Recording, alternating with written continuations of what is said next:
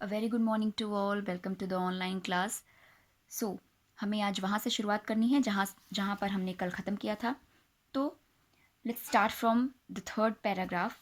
Now it is quite evident that certain changes in the social, political and religious fields were visible during this century. जैसा कि हम लोग कल पढ़ चुके थे कि बहुत सारे चेंजेस सोसाइटी में आने लगे थे इस एज के दौरान।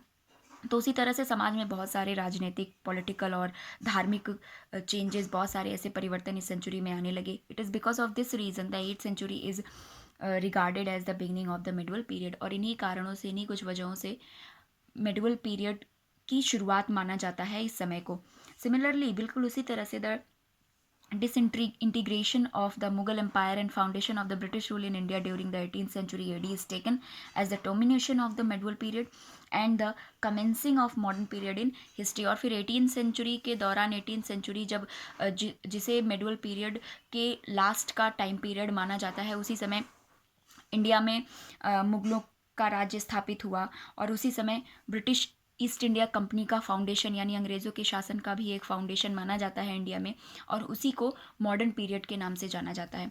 The medieval period of Indian history is further divided into early medieval period and the late medieval period by the scholars. और जो 8th सेंचुरी से लेके 18th सेंचुरी तक का जो मेडिवल पीरियड का एक टाइम ड्यूरेशन था, उसे बहुत सारे स्कॉलर्स ने, बहुत सारे हिस्टोरियंस ने टू पार्ट्स में डिवाइड किया. The early medieval period and the late medieval period, यानी शुरुआत का मेडिवल पीरियड और लास्ट का medieval period. The early medieval period stretches from the 8th to the 13th century. जो शुरुआत का मेडिवल पीरियड था वो 8th सेंचुरी से लेके 13th सेंचुरी तक माना जाता है. And then the late medieval period stretches from the 13th century to the 18th century. और जो लेट मेडिवल पीरियड था वो मेडिवल पीरियड के टाइम में 13th सेंचुरी से लेके 18th सेंचुरी जो उसका आखिरी समय था वहाँ तक माना जाता है. During early period, the powerful dynasties like Pratihars, Pals and Rashtrakuts ruled in different parts of India. और मिडवल पीरियड के दौरान ऐसे बहुत सारी डायनेस्टीज़ का मतलब होता है ऐसे बहुत सारे शक्तिशाली राजाओं के वंश हुए, जिनमें प्रतिहार थे, पाल थे, राष्ट्रकूट थे. उन्होंने भारत के अलग अलग हिस्सों में, डिफरेंट पार्ट्स ऑफ इंडिया यानी भारत के अलग अलग पार्ट्स में अपना शासन स्थापित किया और वहाँ पे शासन किया. The Turkish invasions displaced them and the Turks established their sultanate over their territories. Invasions का मतलब होता है हमले, आक्रमण.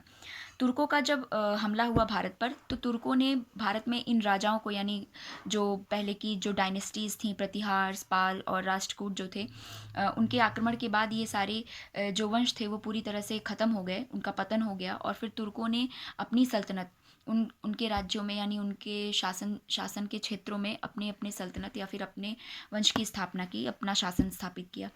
The late medieval period is the period which covers the rule of the Turks, the Afghans and the Mughals. और जो late medieval period था, उस समय तुर्कों के शासन के अलावा उसमें अफगान शासकों ने राज्य किया और मुगलों का भी आगमन हुआ, मुगलों ने शासन किया.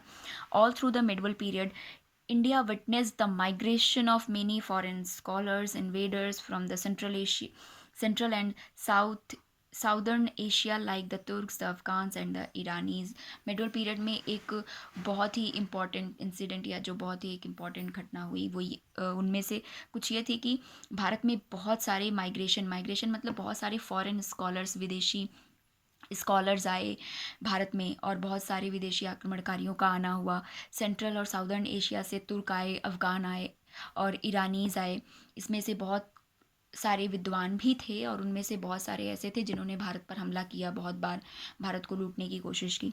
These scholars and the saints came to India for religious favours. और अफ़गान, तुर्क और ईरान से बहुत सारे ऐसे स्कॉलर्स और जो साधु संत आए थे वो रिलीजियस फेवर के लिए आए थे, अपने धार्मिक फेवर के लिए आए थे. So we will continue this tomorrow. Thank you.